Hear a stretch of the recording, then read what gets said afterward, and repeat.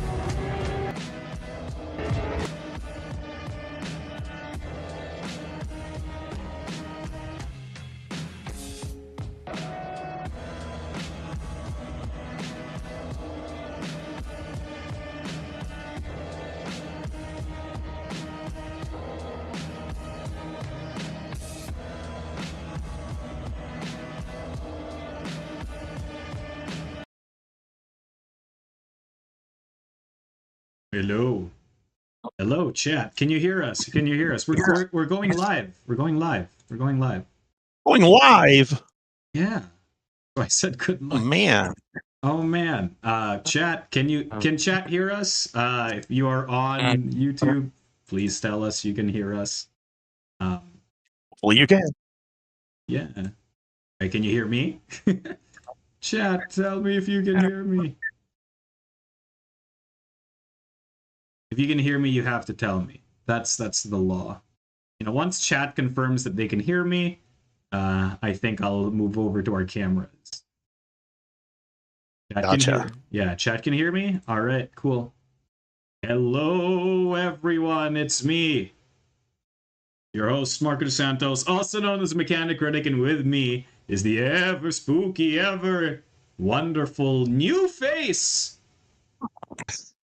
Introduce yourself, please. The very happy new face. My name's Todd Rowland. I am thrilled to be part of Level 99 now and having taken part in Spooktacular and all the other fun things going on.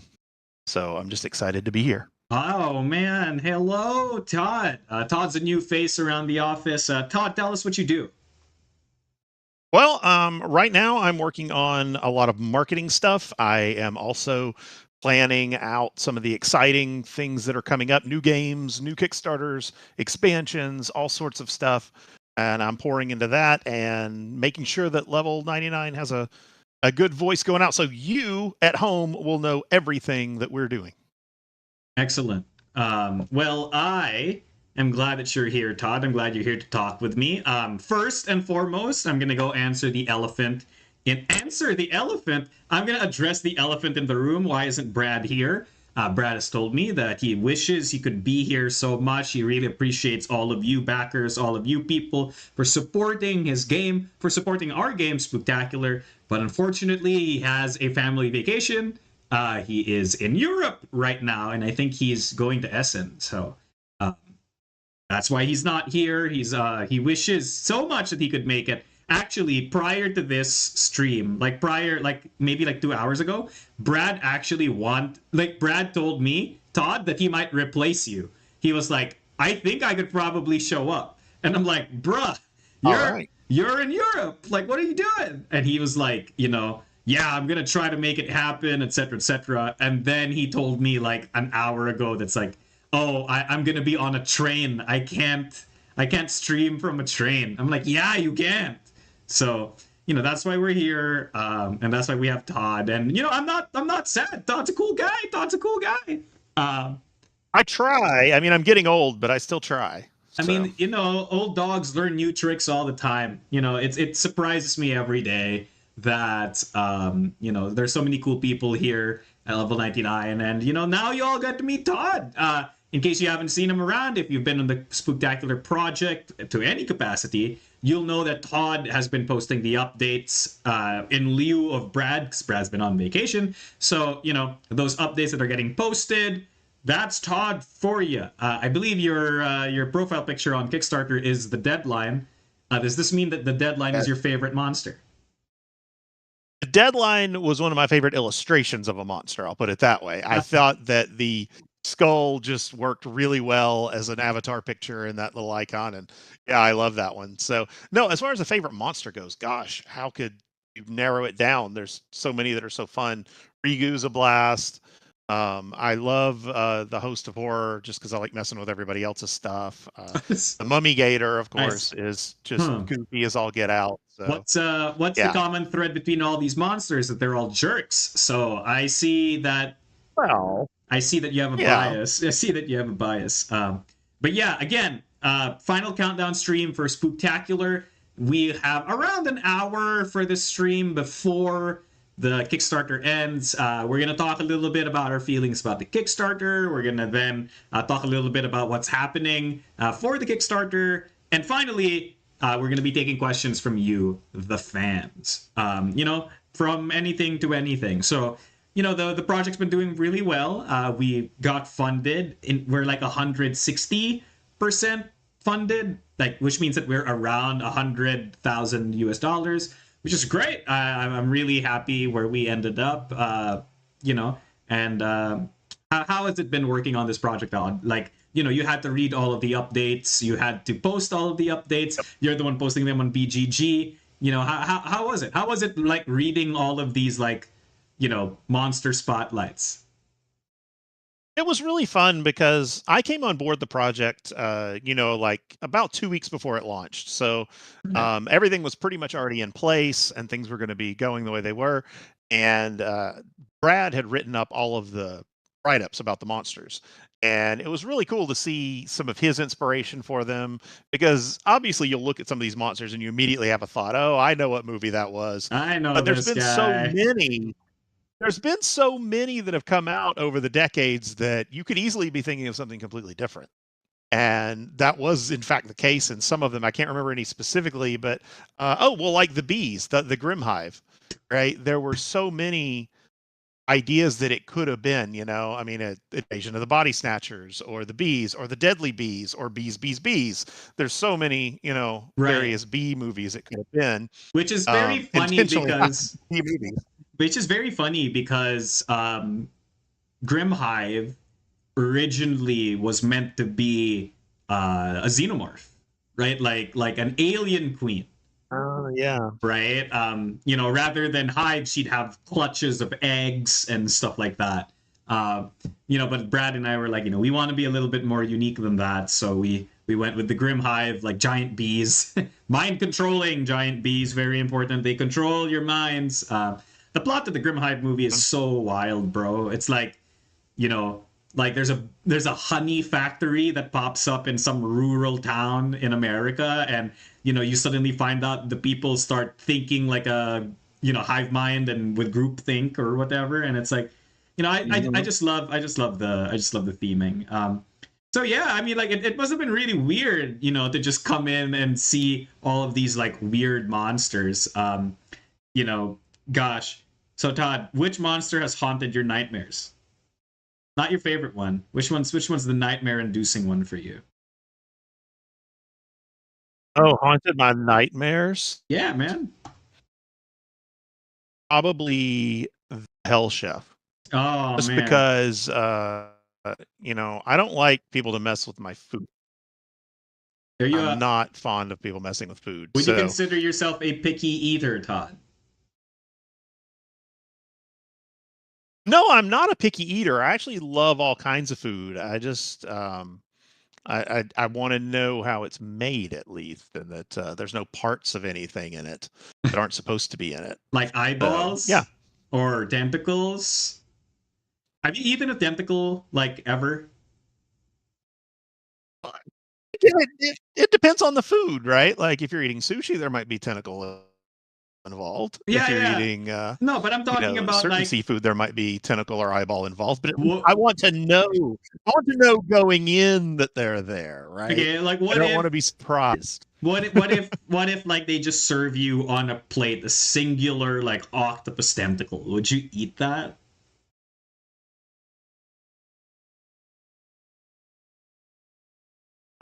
Like, well, I mean, I've eaten octopus before, Okay, not you but know, like so but like just I a don't know. singular tentacle the size of a hot dog.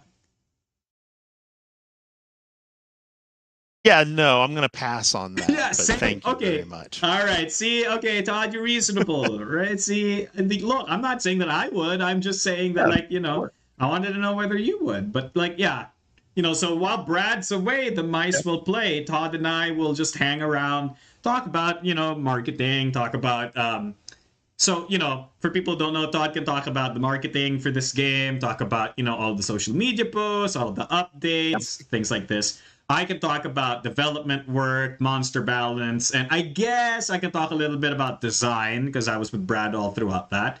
And, you can ask us those questions. And while we're waiting, Todd, can you check how many more minutes do we have and where are we on the Kickstarter? See. Yeah, absolutely. We are at 53 minutes to go, according to the official Kickstarter clock, and we're at 106K and change right now. So, great numbers. We got 18, almost 1,900 backers at the moment, which is really thrilling. I was just excited to see that number that high among the people who chose to get on board with it. It was a really fun game to market because again, I was coming in at the end and I had to do a lot of stuff really fast, but it was fun to get the characters of the monsters out there to really sort of explore them and to play into the whole horror movie thing.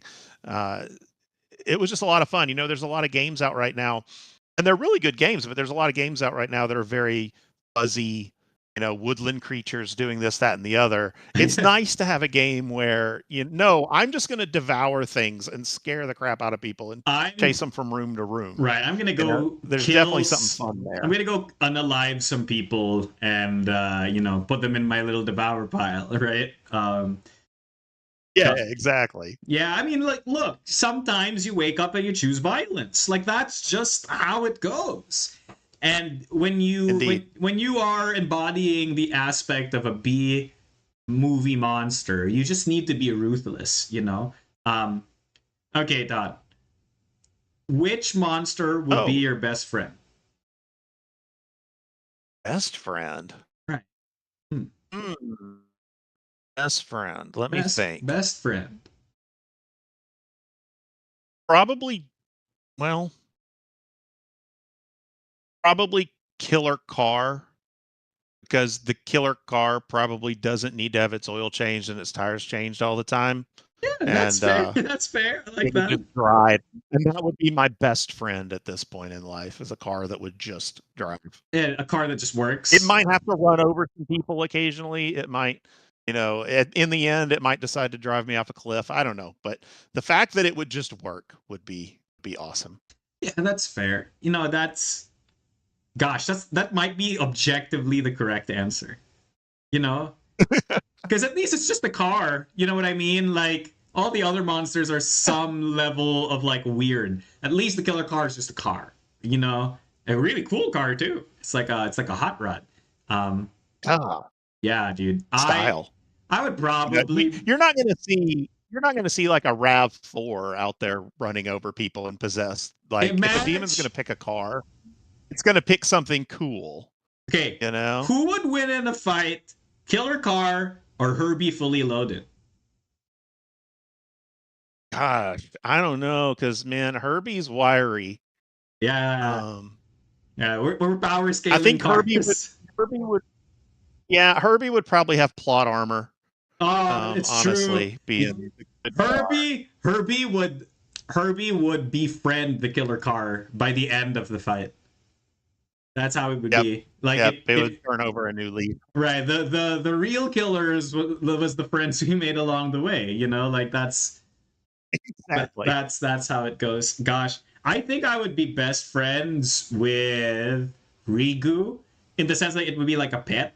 Like, if I don't like something, I just throw it into Rigu and Rigu would eat it. And sure, eventually Rigu would eat my house, but until then, it's pretty cute Right. and I can feed it whatever I want, right? Like, it doesn't care. So, and at The least, floor would be sticky all the time, though. yeah. You'd constantly be cleaning up after it. I mean, isn't that what all pets are? Yeah, pretty much. Yeah, That's the so, truth. like, so it's the same, right? Like I've given up on it. I have a dog, and the dog sometimes does not go potty where you want it to go potty, and that's that's not how you do things. All right. I mean, look, Todd. Let's get down to brass tacks here. Chat, while you're here, feel free to ask us any questions. We can answer any and all of them. They don't even have to be related to Spooktacular. We're just here to hang until the 1 hour mark and the Kickstarter ends. We're counting down to the Kickstarter. Somebody here asked if the moon was made out of barbecue spare ribs, would you eat it? 100%. Dude, Absolutely. no, you would die. Like, the moon is huge. Well, I wouldn't eat the whole thing at once. Okay, would you? Okay, if you had to eat the moon, the spare rib moon, for the rest of your life, it was the only thing you could eat, would you? No. No. Gotta have some variety. How much money would we need to pay you to eat the moon for the rest of your life? Oh, 10 million. Enough 10, to live comfortably. 10 million? Otherwise, Yeah, because I could use that to live comfortably the rest of my life. Yeah, okay. So, The joke here and is I'd that, have food provided. I wouldn't even have a food. yeah, budget, so. I guess the food would never go like the moon would never go rotten, right? Because it's in space. So, That's true. right? Like it's just no bacteria to make it rotten, so you could just eat the thing. I mean, it would probably taste like metal and be super, super burnt because the sun would constantly cook it. But there you go. You have the good bristle. All right, the sun is like the grill. Oh, okay, Hey, we got a good question here from Casey. What cute woodland creature would make the most terrifying horror movie antagonist? So, okay, think back to the woods. All right, that's a really interesting question. Sorry, chat says that Remover and Wolfpack seem the most friend-shaped. I don't agree about the Remover. Okay. Gosh, what woodland creature would make the most terrifying horror movie antagonist?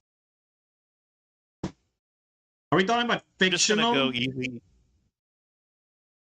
I think it's wide open. Okay. I'm just gonna go with a raccoon, just because raccoons can get weird. Angry. They can get violent pretty quick. Yeah. Okay, raccoons, interesting. Okay, if it's fictional, I think that the woodland creatures from Cinderella would be the most terrifying horror movie antagonist. Oh, okay. Because imagine Cinderella could just sick them on you, and they can bippity boppity boop your butt, right? Like they just start wrapping you in cloth, and then they have needles and scissors. Like those animals have opposable thumbs. Like they don't show them having opposable thumbs, but they functionally have opposable thumbs. And the birds can like coordinate with each other to strangle you. Sounds really terrifying to me. They're like a strike force of deadly animals. If we're just talking about real animals, though, and non-fictional animals, woodland creature. Many years ago, the team at White Wolf, when they were doing all the Vampire the Masquerade and Hunter games and all this other, they made a little one-shot, and I can't remember exactly the name, but it was something like Princess the Dreaming, where you were in the vampire universe, but you got to play essentially a cartoon princess. That's amazing. And one of the abilities was to summon hordes of little woodland creatures. Yes. To battle for you. Yeah, it was really funny. Dude, there's a core memory in my mind of watching Shrek, or was it Shrek 2 when I was a kid? And like there's that scene where the princesses come in and they start like doing Matrix Kung Fu stuff, and one of them Hey. sicks a bunch of woodland creatures on a guy and they eviscerate him. I'm like, what the? Actually crazy. Okay, I think woodland creature wise, I would be terrified by a tarsier. Like if I was walking, you Google it, Tarsier. Um, Tarsir. Sier. Yeah. Like, look at that thing. Like, Yeah. like if you were walking in the forest and you saw that thing, and like, sure, like in real life, it's like this small, so it's not scary. But imagine that thing like 5 feet tall. Like, Oh yeah. It is yeah, encrypted territory. yeah, And like yeah, that would be terrifying. it straight up is just a cryptid. Like, it's gross. I hate that animal. Like, like I know it's done nothing bad to me, but I don't like it. It just looks like a weird Yeah. alien. I just don't like it. What could we partner with a remover so we could eat the moon? The remover can't eat the moon because the moon is No, but the remover could help you lose all the weight that you're getting from eating the moon. by killing you. Right? Yeah, she'd cut. Oh yeah. You know, I don't think that's a good idea. Another question. In terms of gameplay, which was the easiest monster to make? Which was the hardest? Define make. that's a good question, but define make. I think the monster that took the most work was Rigu, which is weird because Rigu seems so simple, but the problem with Rigu is that Rigu is the monster that has the most figures on the board at any given time. With 10. Other monsters have like 4 or 6. But Rigu came before those other monsters. So Rigu was like the pioneer for being multiple figures on one board. Problem is that how do you get all the edge cases with a character like that to work when the game is meant to be so simple that the FAQ is half a page, right? So it's really, really, really, really weird. But the way I've decided to do it for this game, and you know, every game has their own unique challenges and needs. But for this game, what I decided to do was that the FAQ was on the other monsters. So I had to work really hard to figure out the edge cases on all other existing monsters and write their effects such that the edge case would either disappear or the answer to the edge case was explicitly stated on their boards. You know, this is why you have stuff like Grim Hive's Harvest Hives effect. Looks really complicated for many players because it tells you to gain points per hive you have, then lose points per player in a conquered room with a hive, right? And people are like, what does that mean? I'm so confused, etc., etc., etc. You know, and then I explained to them, basically, you gain a point for every hive that isn't conquered. And they're like, why didn't you just say that? And I'm like, because Rigu exists. If Rigu is in a room with every single one of your hives, that turns the entire monster off. And you can't have that because then Grim Hive would be completely useless against Rigu. So Grim Hive's ability needed to be reworded because Rigu exists. And that's it. Like, that's the only reason. And, stuff like that. And that happened for every monster. Why is MASH, like, move all monsters in your room, gain 2 points per player moved? Because if it was per monster moved, if you move 5 Rigus, you'd gain 10 points? Doesn't make sense, right? Like, it's... like, literally every effect in this game has been templated to prevent ambiguity from all the existing monsters. And it was a lot of work to make that work. And the monster that took the most work was Rigu. Closely followed by... Let me remember. closely followed by probably Angler or Charles, which is weird because Charles basically has no effect text, but Charles had a bunch of rules that we all in the development team intuitively understood because Charles just uses the old rules of Spooktacular to work. Problem is that new people don't know how the old Spooktacular works. So we had to find a way to word it to make it easy to understand. Because like I remember like old Charles's ability literally just said like, it works like old spooking. Like nobody would understand. No, what does that mean? Unless you played the old version of Spooktacular. So there you go.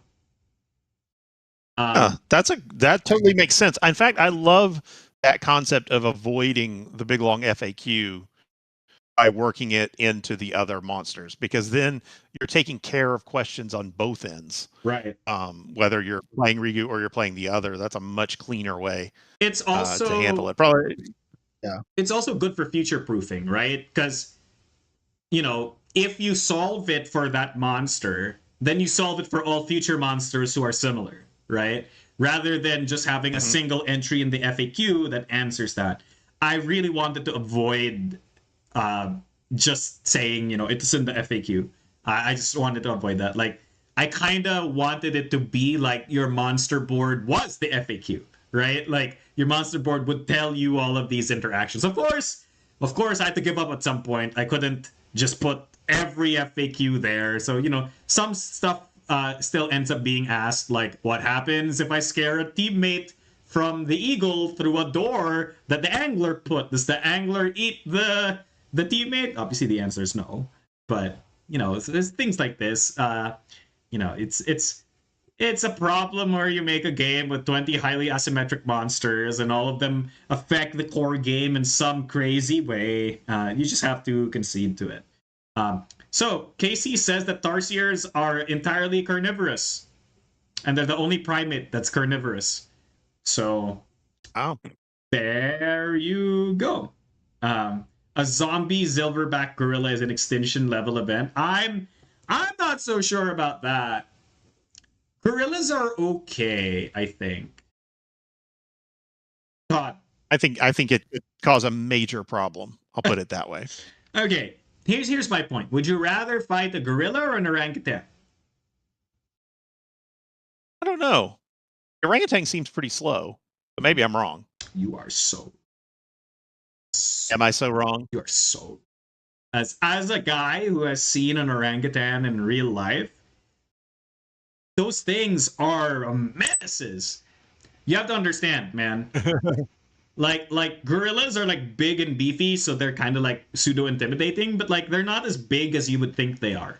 Like cartoons and TV have made you think that like gorillas are like 50 feet tall, like 10 feet, 6 feet tall. But like most gorillas, when they stand on their hind legs, are like 5 feet tall or something. Like don't get me wrong. In a perfect world, I would never have to fight either a gorilla or an orangutan. Like straight up, just would not.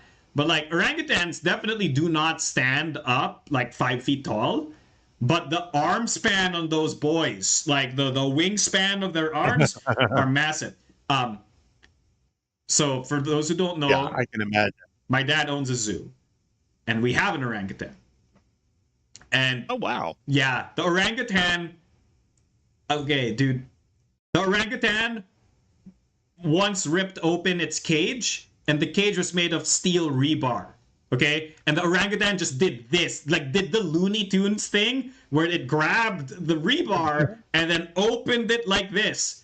Like, no, I am not messing with that. Like that's crazy. It also figured out how to open soda bottles.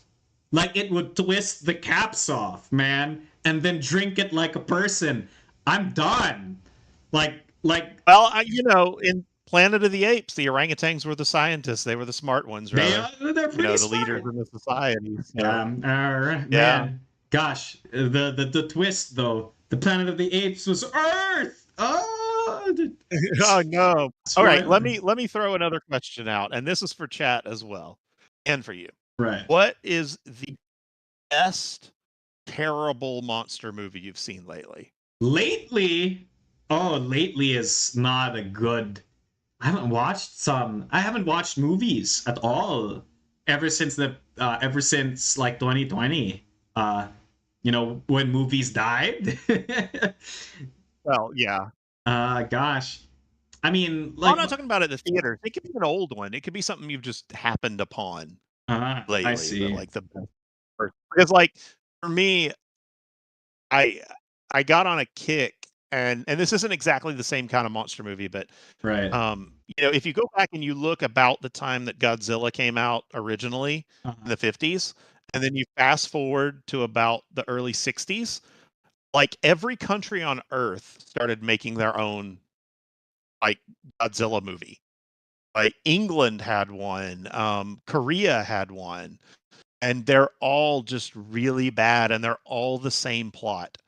And I don't know if it was just because licensing was wonky back then, Hmm. but yeah, there's so many horribly made kaiju movies in the early 60s from all around the world. Huh. Who's your favorite kaiju? Overall, I've always had a soft spot for Mechagodzilla, but Mechagodzilla. yeah, but at the end of the day, being a big Mystery Science Theater fan, it's always comes back to Gamera. Gamora. Yeah. I'm Yeah, I'm a Mothra. I'm a Mothra stan. I stand a flying queen. Okay. Here's one. Here's I, one. Gosh, it's not a whole movie. It's a short film. Okay, called Finley. Mhm. Are you aware of this movie? I'm not. Okay. Here's the premise. All right. Finley is basically a killer doll horror movie. Killer puppet, killer doll horror movie. Okay, so there's like a doll that's very reminiscent of like a ventriloquist doll.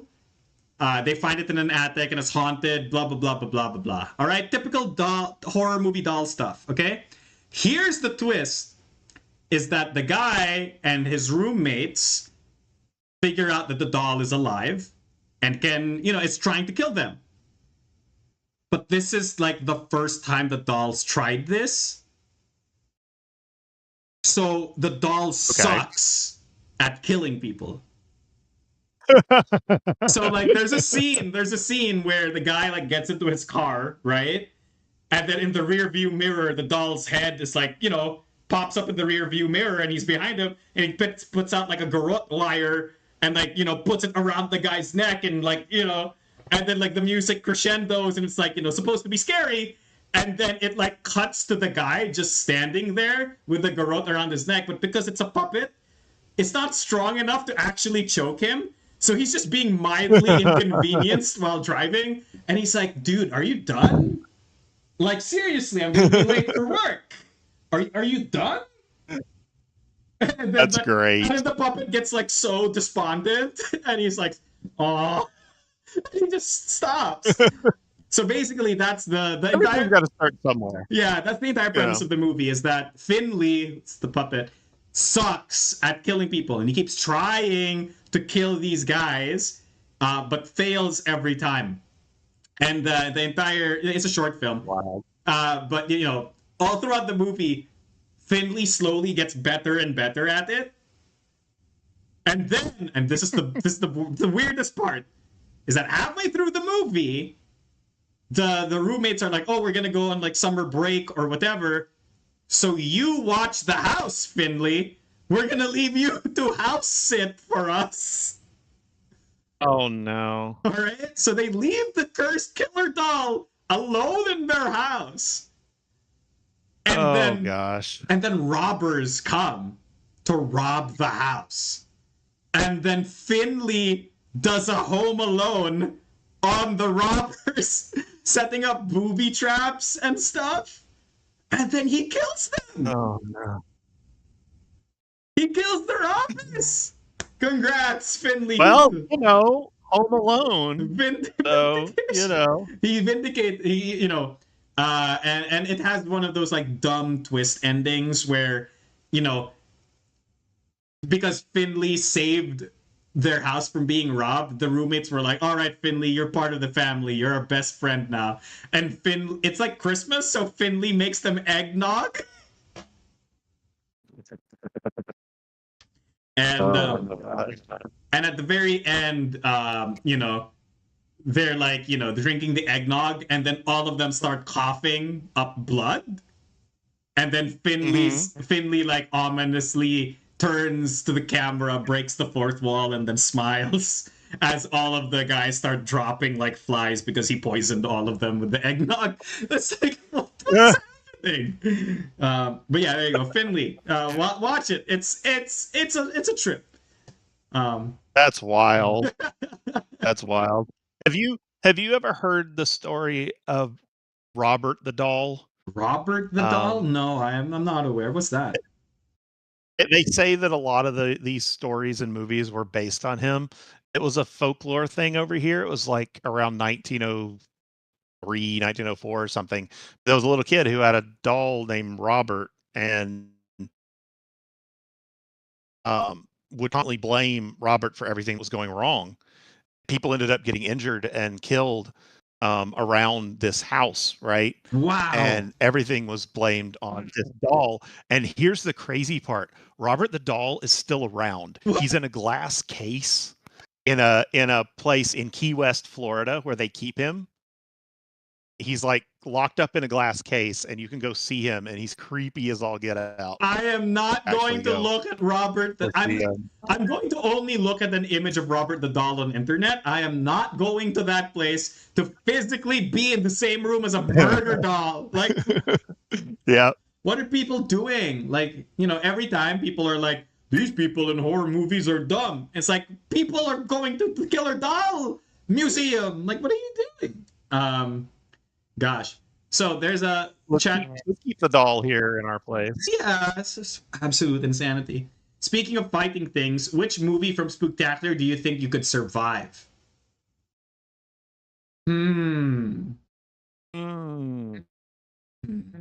Gosh.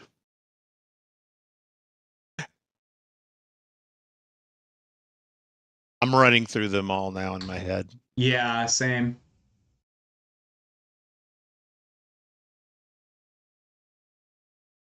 Would it be fair to say Remover because I don't go to the gym? That's fair. Yeah. Yeah, I would probably survive the Remover because I wouldn't be in a Zumba class.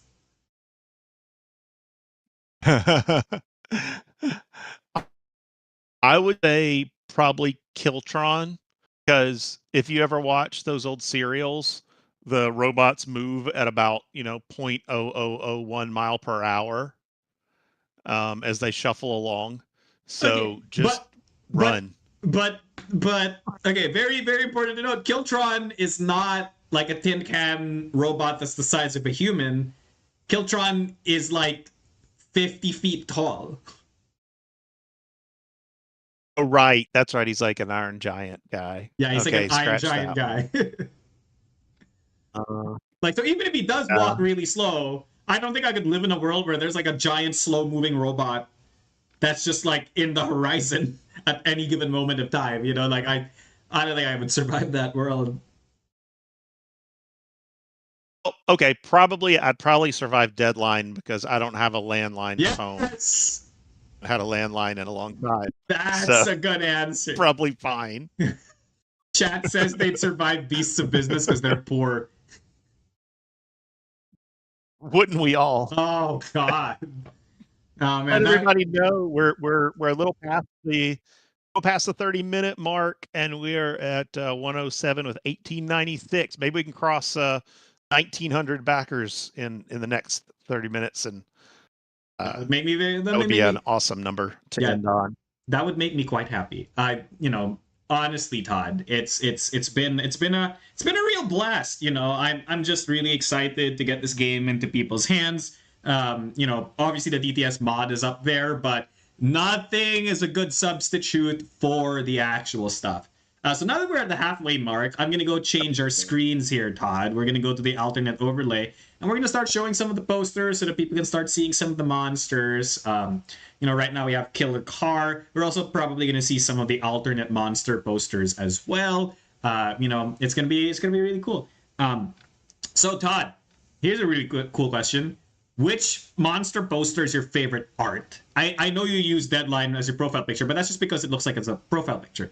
But which is your favorite art? And then which one has your favorite alternate art? Okay, so I can answer that very quickly. I absolutely adore Ultron's standard poster art just because it really did capture that serial, hero thing. The way the guy's standing in the bottom corner. I don't know. It was something very Flash Gordon-y about it. Yes, And, exactly. I just really, really like that. Yes. Yeah. The whole Commando Cody, Flash Gordon era stuff. Yeah, Man, I love those. it's like old pulp, man. Old pulp. Yep, exactly. And as far as the alternate posters goes, I think I'm trying to remember which one. Oh, the Doom box one was really cool. Like that.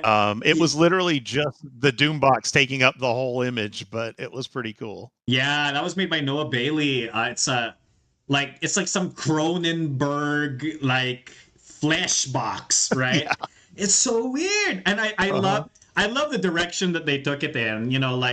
Speaking of artist initiative, I was the person who commissioned all of those arts.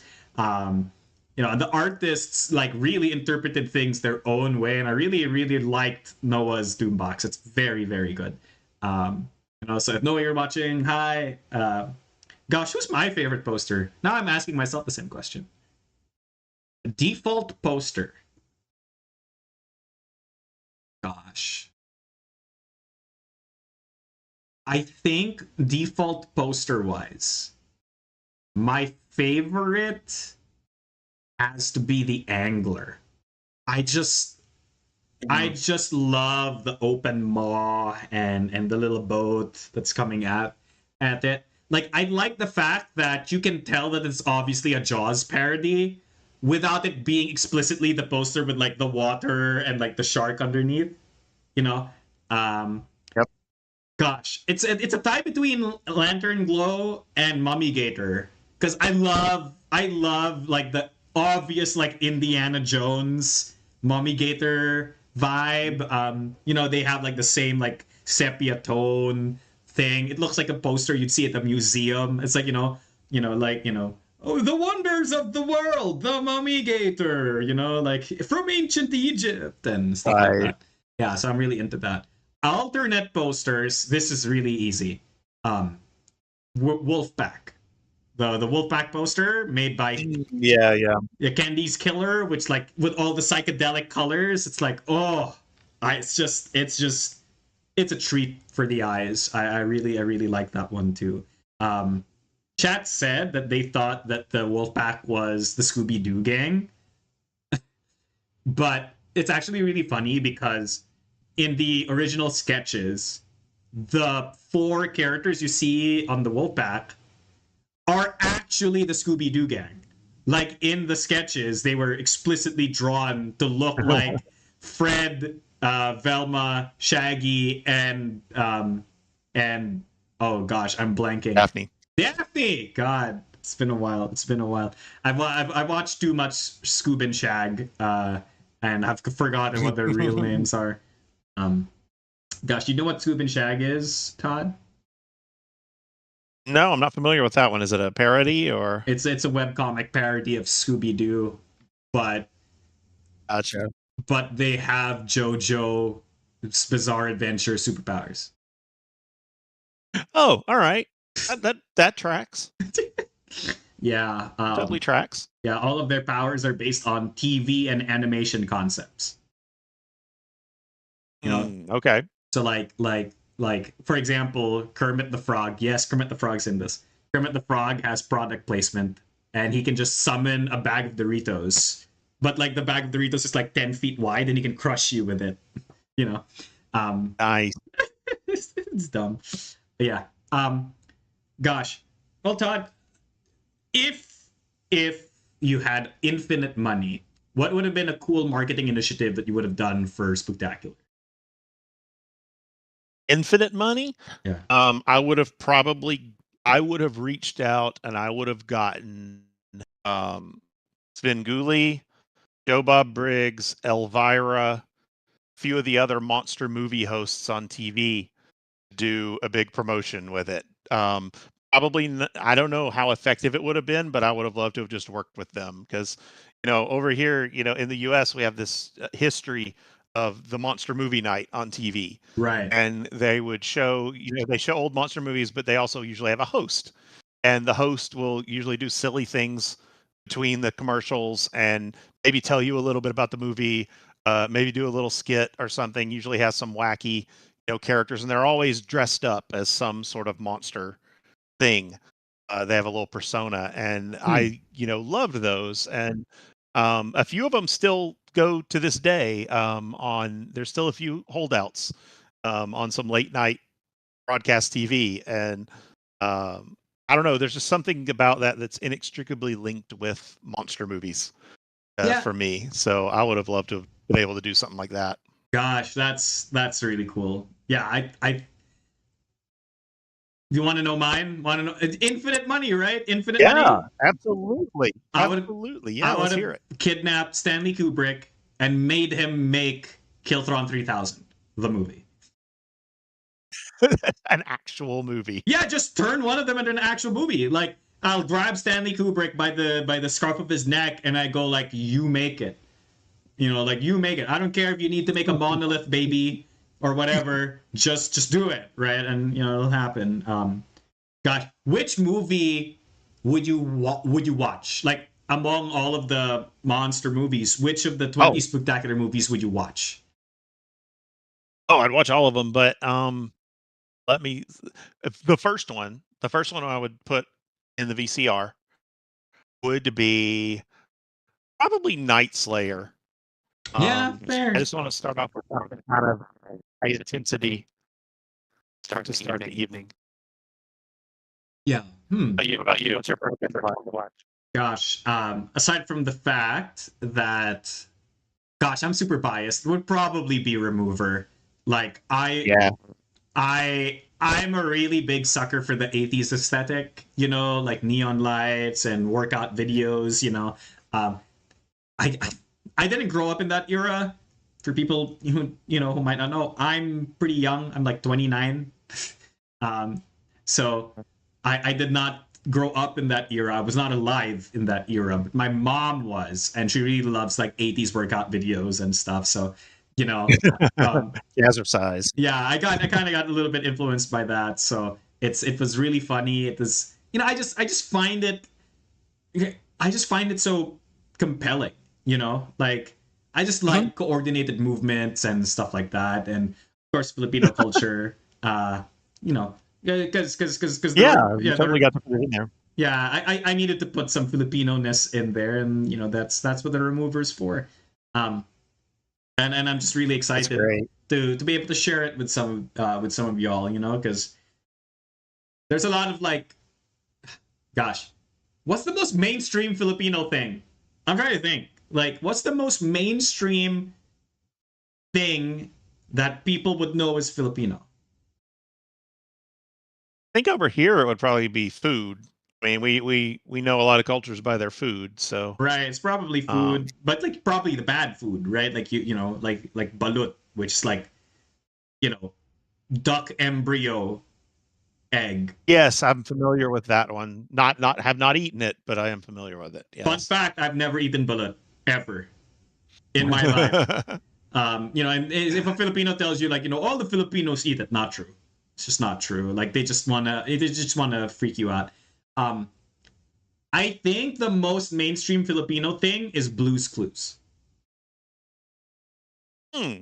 So that Blue's Clues gets a new host every so often as the old hosts need to go. Yep. So there was Steve, right, who was replaced by Joe. Yep. And there's a new host to Blue's Clues. Oh no, I forgot his name. Josh. His name is Josh. Yeah, so they're all J names. Josh is Filipino. So now Blue's Okay. Clues Yeah. has a lot of like Filipino like culture stuff in it for some reason. So like That's cool. yeah, like you'll see Josh bring his Lola on the show. I assume that person is not his IRL. So Lola is Filipino for grandmother. Like Mm. abuela, right? So Mm. I assume that lady is not his real life grandmother, but now there's a bunch of kids in America who are watching Blue's Clues who now know what the Filipino word for grandma is because Josh calls his grandma that. Like it's Pretty yeah, cool, actually. Yeah, yeah, my kids all aged out of that range, so I haven't seen the new hosts, but right. that's really cool. Yeah, did you know there was a special for Blue's Clues when they introduced Josh in Blue's Clues? Gosh, Joe and Steve came back. I vaguely remember hearing about that. Yes. Yes, but not just like come back as in like, they were like a cameo.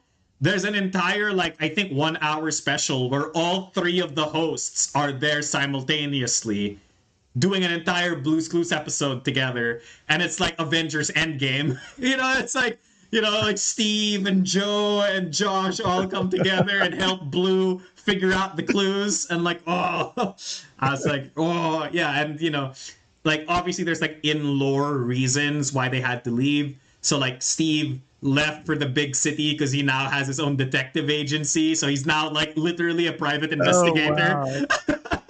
and The Josh, deep lore of Blue's yeah, Clues. there's Deep Lord of Blue's Clues. Yeah, it's wild. Yeah, I grew up on Blue's Clues, so But I so wait. Oh, so that means your kids haven't watched Bluey. No. No, actually, we have, because Yes. I'm sorry, Bluey is a show for grown-ups disguised as a kid's show. Yes. We That's have what all watched the some kids of kids. that. Yeah, yeah. I have not watched as much as some of the others, but I have seen it, and yes, that is a 100% a show for grown-ups. But Who's your favorite character in Bluey? oh gosh, honestly, I like the dad. I really Bandit. like the way they present the dad. Yeah, Bandit. Just because he's not like dumb, which I really dislike. Being a dad, I dislike all these shows that make the dad look dumb all the time. Right. And I appreciate that about Bluey. So, Have you watched Bob's Burgers? oh yeah, Okay, oh yeah, I've Bob's seen not it. dumb. Bob's not dumb, so that's one at least. Yeah. Yep.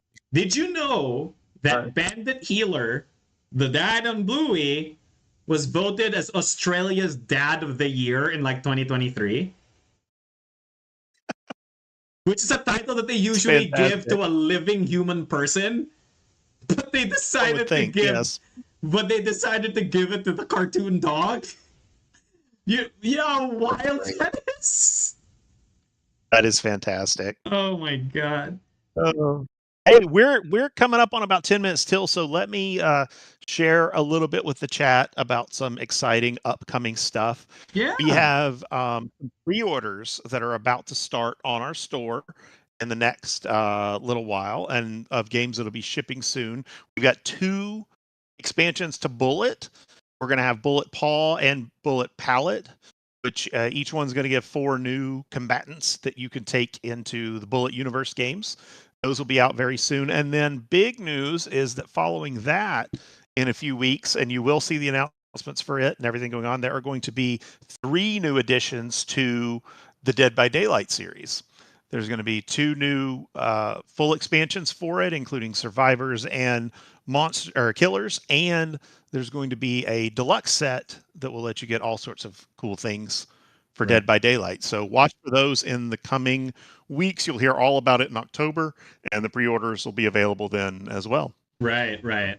Just to be clear, because I know chat's gonna ask now. Is this new like are these expansions like killers that we haven't seen before, or are they something else, Todd? Or you might answer that better than I, because you've been around during the development longer than I have, but I Right. believe they are all new monsters, correct? So new killers. yes and no. If you have only the base edition of the game, base set, these are new for you. But if you have the collector's edition, these expansions let you access the killers and survivors from the collector's edition. So if you missed your chance to get the trickster or the spirit or the oni because you did not back the Kickstarter, now's your chance, because these let you get those killers and those survivors if you missed them the first time around. So there you go. That's the cool stuff right there. Dead by Daylight, from killers to monsters to survivors to everything.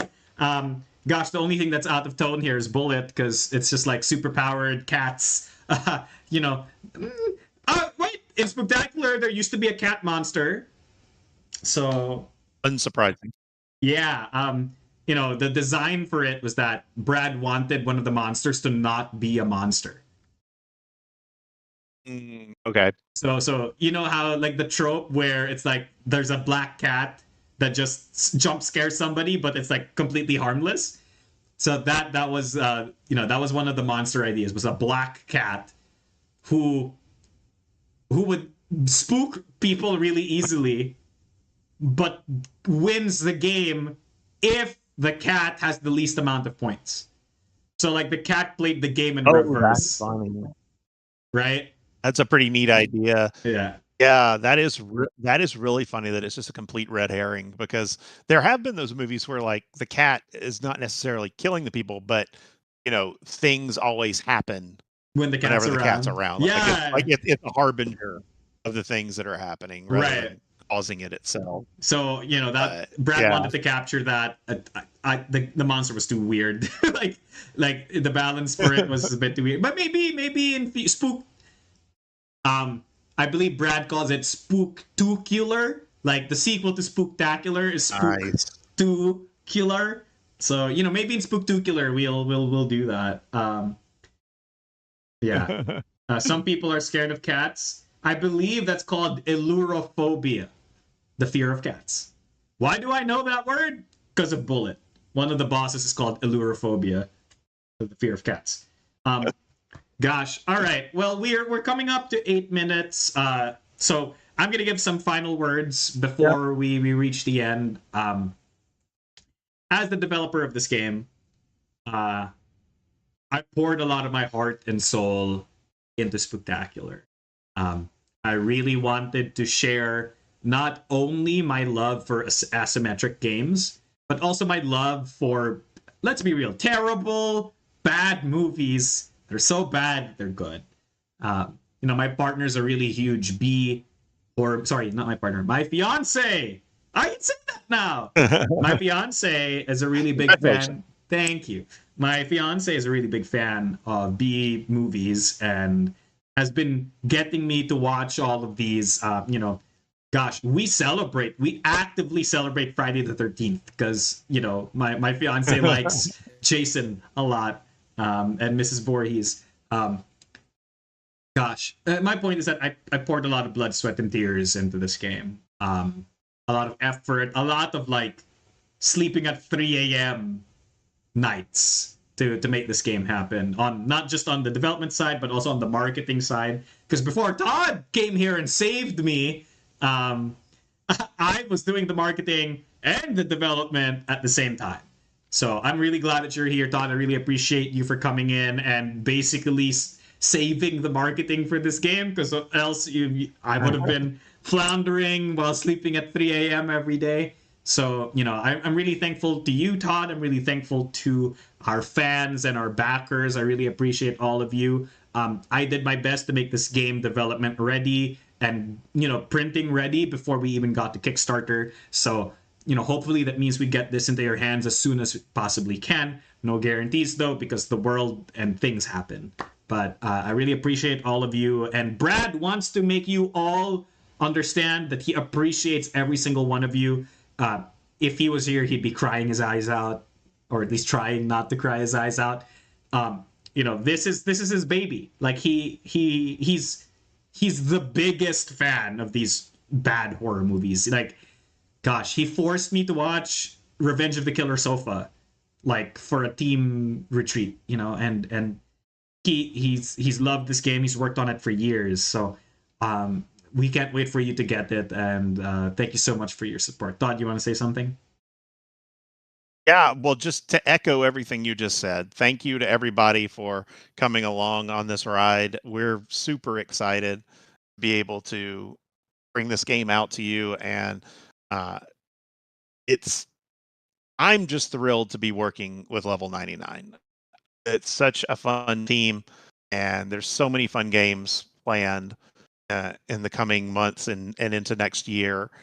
I'm already excited. It's very difficult to keep my mouth closed on some of them, but I will endeavor to until it's the proper time. You need to learn So, the project code names. Okay, so I'm gonna yeah, I do. orient you now. All Level 99 game project code names are birds.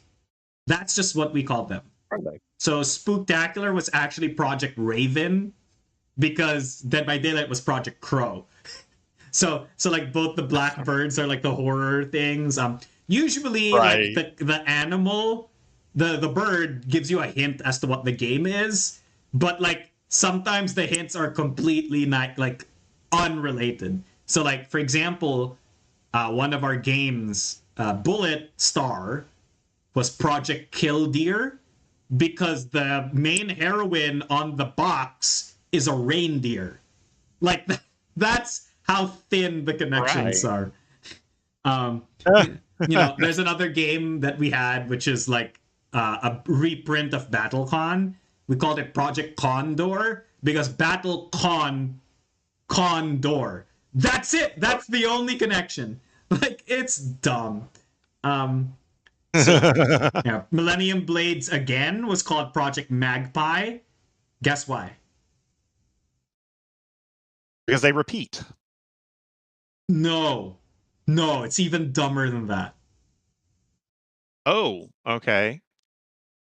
because they both start with M. Let me. Oh, I actually went too deep for Yes, it. yes, this is what I'm saying. The connections are sometimes just Wow. complete malarkey. Like it just doesn't. There's nothing there. Gosh, alternate Lantern Globe poster. I love this one. Sorry, you don't see it, Todd, but like the stream is seeing it.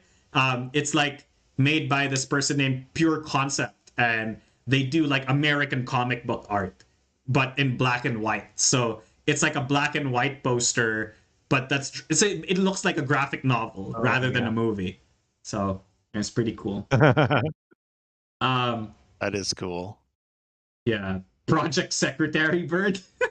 Sorry, it's just dumb. Well, Todd, as we're coming to a close here, I do need to ask you something. What's going to happen once this project ends? You know, what are you going to be doing? Well, once this project is over, I will be tomorrow sending out all the big public thank yous to everybody who took part, who backed it, who chatted with us, who commented with us, who reviewed the game, all those good thank yous that we do to wrap up on the thing. I'll send that out. And then I'm going to be immediately pivoting into our October releases, which I mentioned earlier. The Bullet games, the new Dead by Daylight, and I am getting to help a little bit on development of some other upcoming stuff for next year too. I'm not obviously doing deep development, but I'm providing some feedback, and that is super fun because that's something that I used to love doing that I haven't been able to do in a while in my career. So it's just fun to dive back into that. Yeah, diving back into development, like as the lead developer, I love development.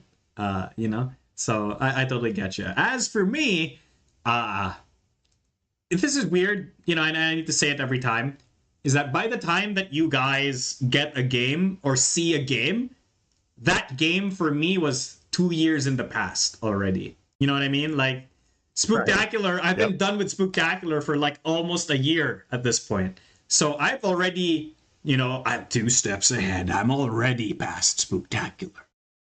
So you know, I'll be just keeping on going on Wardens probably.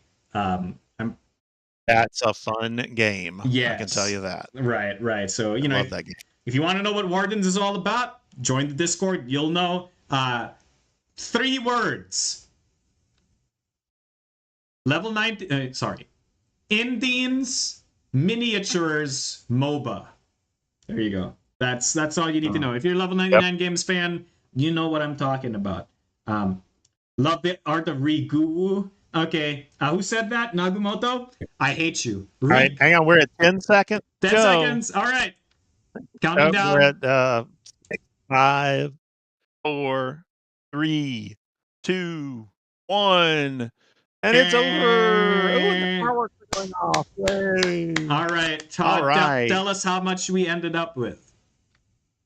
Well, thank you, everybody. We ended hang on, we ended up with $107,812 from 1,908 backers. Hey, we made 1,900, so like you said. You. Yeah, I am so thrilled about that. Thank you to everyone who contributed, and we are excited to get this to you as soon as we can, so that you can start scaring all the people on your kitchen table. In the theater with your friends and family. It's a fun guest devouring jamboree for the whole family. Wait, write that down, Todd. Write that down. Write it down. That needs to be like a tagline for something. Right. I'm writing. It's a jamboree. Got it. It's a jamboree for the whole family. All right. And with that, thank you all so much for participating in the Spooktacular Kickstarter. And thanks so much for being in the chat with us, talking about horror movies, blue dogs, like Blue's Clues and Bluey. They're both blue dogs? Yeah. And, culture and, of course, just board game industry stuff.